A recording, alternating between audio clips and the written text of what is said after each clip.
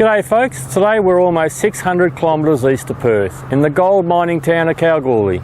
They say that Kalgoorlie is the Golden Mile, the richest square mile of land in the world.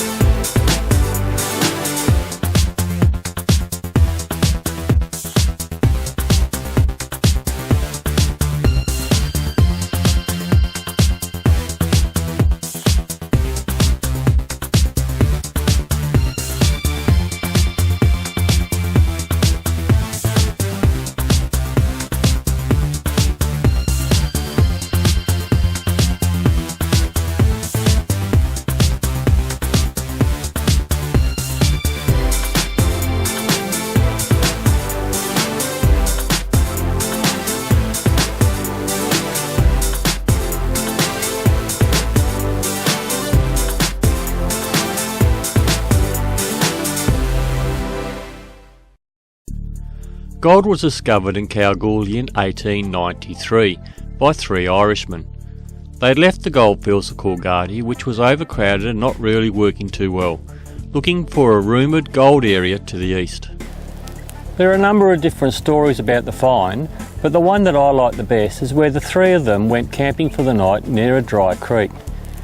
Paddy had washed his plate after dinner when he found some gold nuggets in the creek bed.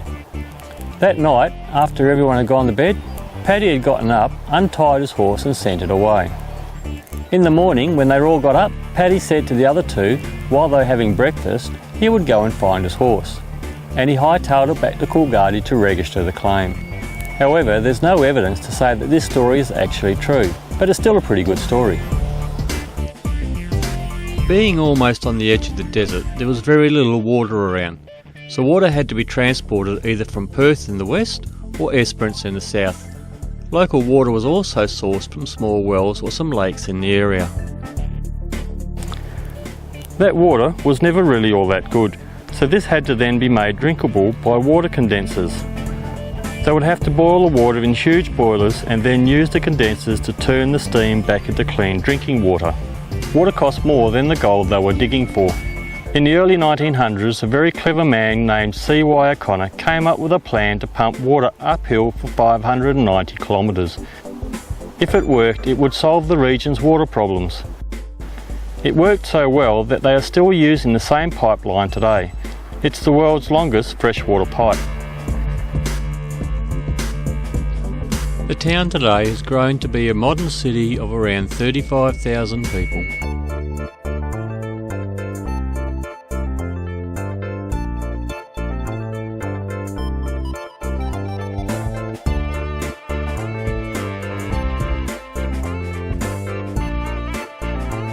The city used to boast that it had a pub on every corner. There's probably a few less these days, and they all have their own story.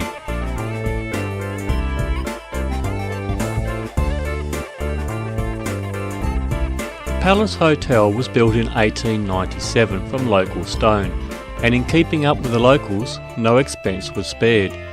It was designed to be the most luxurious hotel outside of Perth. It was the first to have electric lighting from its own generators and fresh water piped to the bedrooms from the hotel's own condensers. And with it being in one of the best positions in town, it was the best place to have public speeches. That's because with three pubs on the corner and everybody in the pubs, there'd be half a chance somebody might hear what they had to say. Probably the most famous person to spend some time here was a young American fella who was a mining engineer around here for several years. When he left town, he gave a mirror to the hotel as a gift, which still hangs in the foyer today. He went back to America where he became quite famous. His name was Herbert C. Hoover, the 31st President of America.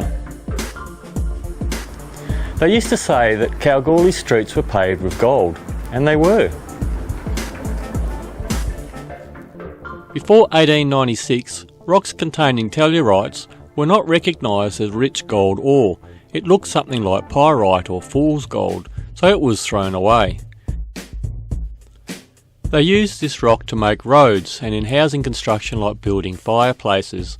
Later it was discovered that this material contained 20% gold. It wasn't long before the streets and paths were ripped up again, including the fireplaces in the house. Kalgoorlie has been referred to in the past as the Twin Cities. Boulder was another town just to the south. Basically, Kalgoorlie was the merchant class town with the upper class people like the bankers and the mine managers, where Boulder was the lower class, the miners and the other working class people. Over time, the two towns have grown together and are now known as Kalgoorlie-Boulder.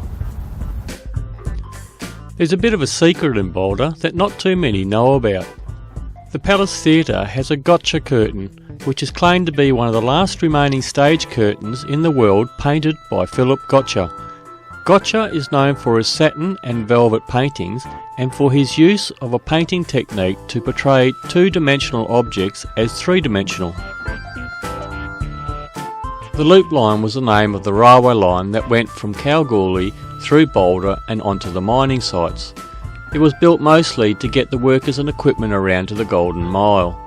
At its peak it made about £300,000 a year. When you consider that the average house was around £50, they made a lot of money. It finally closed down somewhere around the mid-1950s, and about all that is left is the railway station museum.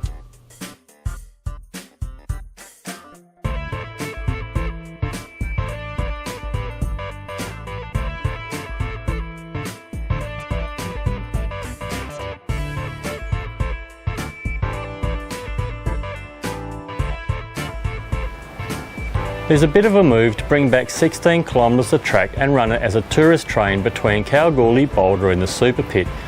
If they can bring that back, it'll be a really good attraction for the town.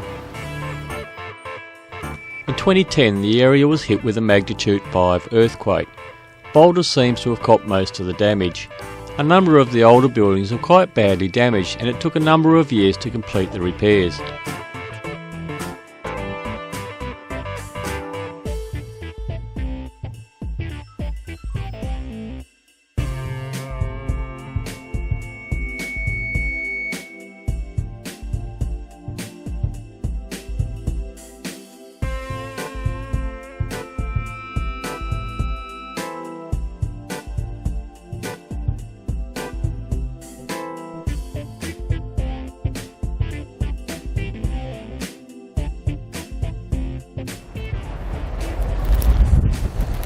Originally, there were a lot of underground mine shafts running through the area. Back in 1989, Perth businessman started buying up the last few mining leases. He's got a brand new plan for the area. Till now, everyone was tunnelling around blind. Who knows what they may have been missing out on? Well, apparently Alan Bond had a pretty good idea. His plan was to just dig the whole lot up.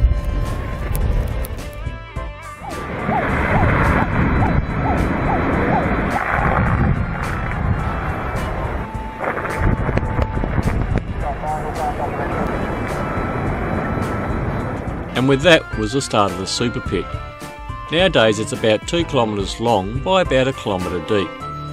The way they keep working is when the gold price is high, they dig it out of the ground, some of it goes to the crusher plant for processing and some goes to the back for stockpile.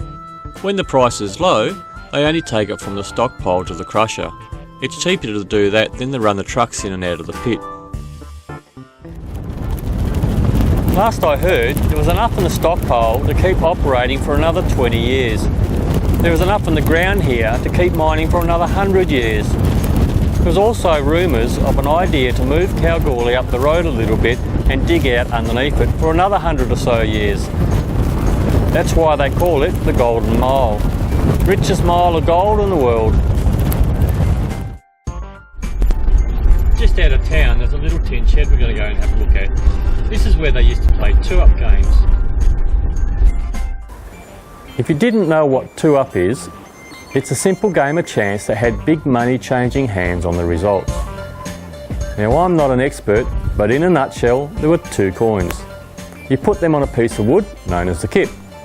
The idea is you would bet with anybody around you on what you think would come up, whether it was two heads, two tails or one of each. The person throwing the coins is called the spinner. and the bloke running the show was called the boxer.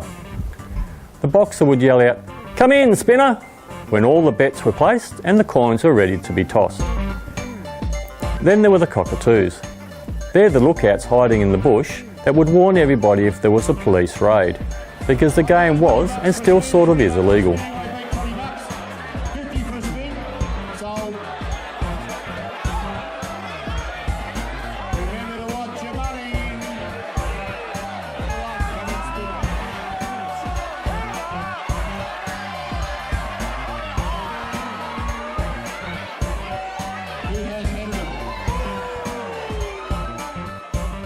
Now the biggest game day was on payday. Blokes could get their pay from the mine and then come out here and lose the lot. So there was no money to put food on the table. Eventually the wise have had enough of this, so they went to the boxer and asked them not to play the game on payday. That way, at least some of the money could get to the house. Eventually the boxers agreed. Guess they might have had wives at home that put pressure on as well. Some years ago, the government wanted to put a ban on two-up and stop the game completely. Worried about the reaction from the diggers who used to play this during the war and on Anzac days, and not wanting to be seen arresting old war veterans, they put a $25,000 fee on anyone that wanted to run the game out here. That's money that a boxer would find hard to recover from the game, so they just stopped coming. So what else is there to see in Kalgoorlie? Well, just quickly, there's the museum to start with at the top end of town.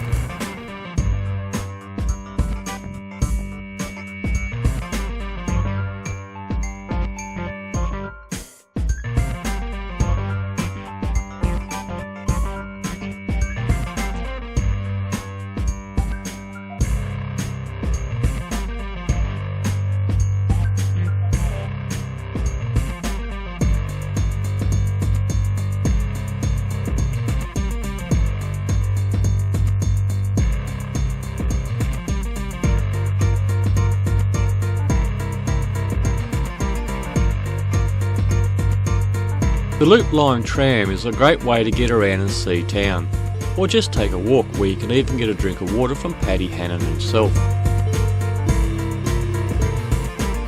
Hay Street was a very well-known street in Kalgoorlie. It was where the ladies of the night operated. It was a red light district. Most of the ladies have now gone, but you can do a tour of one of them. I'm told that it's quite a surprise. Very interesting. It's a very clean and tasteful tour. That's what I'm told. A couple of kilometres out of town is the Hannons North tourist mine. It's well worth a visit where you can get an idea of mining from the old to the new.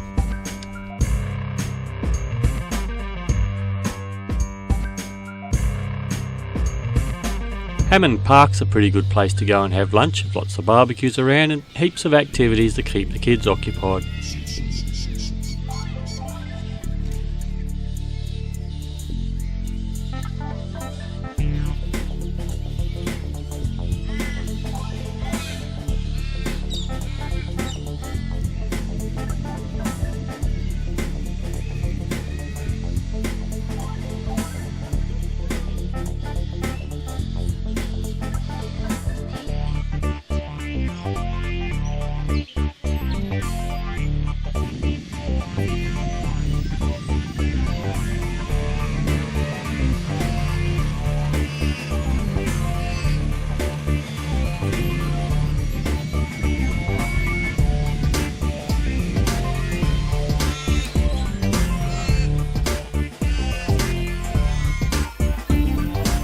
If you got some transport and you're up for a bit of a drive, there's heaps to see outside of town too.